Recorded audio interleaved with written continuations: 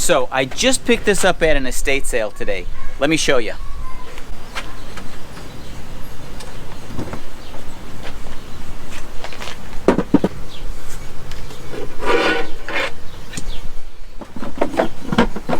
When I found this today in the basement of a house for only 10 bucks, my first thought was, yuck.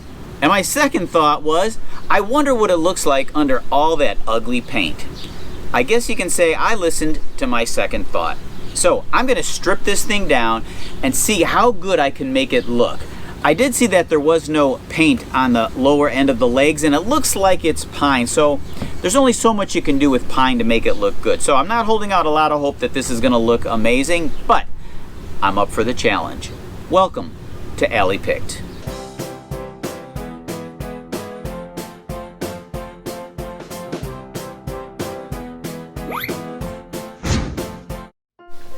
Upon close inspection, this top looks like pine plywood with a bunch of nail holes in the front edge. It has a thick coat of paint. It also has a glass top that should clean up nicely. It's got a few minor scratches and discolorations. I grabbed my belt sander with a coarse grit to see how difficult this paint is going to be to remove. Not too easy. I then tried a couple different types of chemical paint removers. A little more paint came off, but not too much. I thought about grabbing a heat gun, but I was fearful that I might burn the wood. I opted to use the belt sander to strip the rest of the paint. The belt does get clogged up with paint, so I had to clean it several times during the process. I soon realized that the belt sander won't be able to get into the corners of the wood where the two pieces meet, so I decided to take the whole table apart. There was no glue holding this table together, only nails. Which is a bad way to assemble furniture, unless your name is IKEA. It's good for me though, because it makes it much easier to disassemble.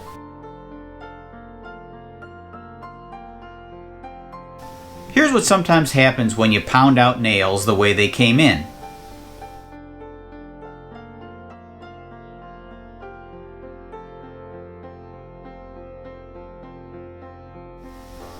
Time to start staining.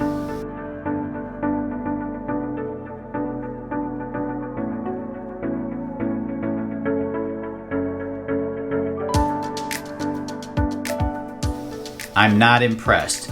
The stain looks a bit blotchy. So I'm going to sand it again and then try a pre-stain conditioner. This time it came out a little better. I'll give it a second coat of stain after this one dries. I don't want to pound the nails through the top, so I'm going to cut them off. When remounting the top, I'm going to use screws from the inside. Some wood filler to fill the many holes all over this cabinet. The nails holding the four legs in place came in through the sides. I'm going to fill those and then mount them through the inside by gluing and using screws. I noticed there was no glue used on the top frame, so I'm going to pound open the joints a little and then add some wood glue and then clamp them to dry. Don't let this 5-minute video fool you. This project took a long time. Many hours of preparation. I had to sand and resand, sometimes 3 times. After staining, all the wood grain that still had paint in them showed up. Pine wood may feel smooth and ready to stain when you buy it right at the store, but it requires a lot of sanding and pre-staining before you can get it to look good. But when you do it right, it can look like this.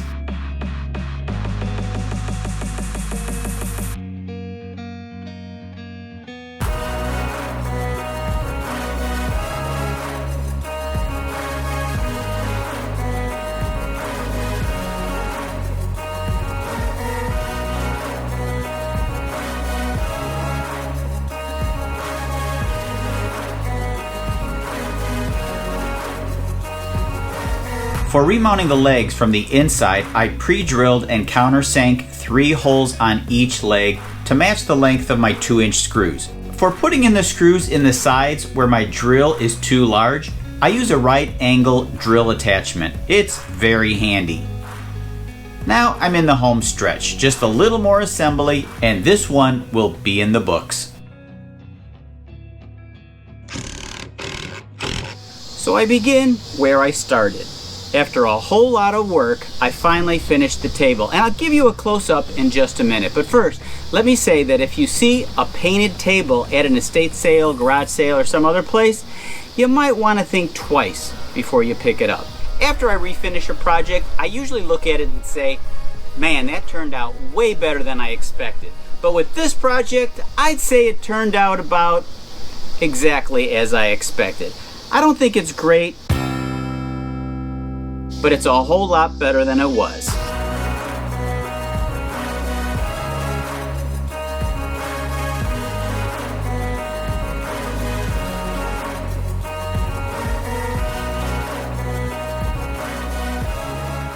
Thanks for watching Alley Picked. I hope you enjoyed this video. Please subscribe, give this video a thumbs up, and if you want to see more videos, check these out over here. And if you want to subscribe, right over here. Thanks for watching, and until next time, I'll meet you in the alley.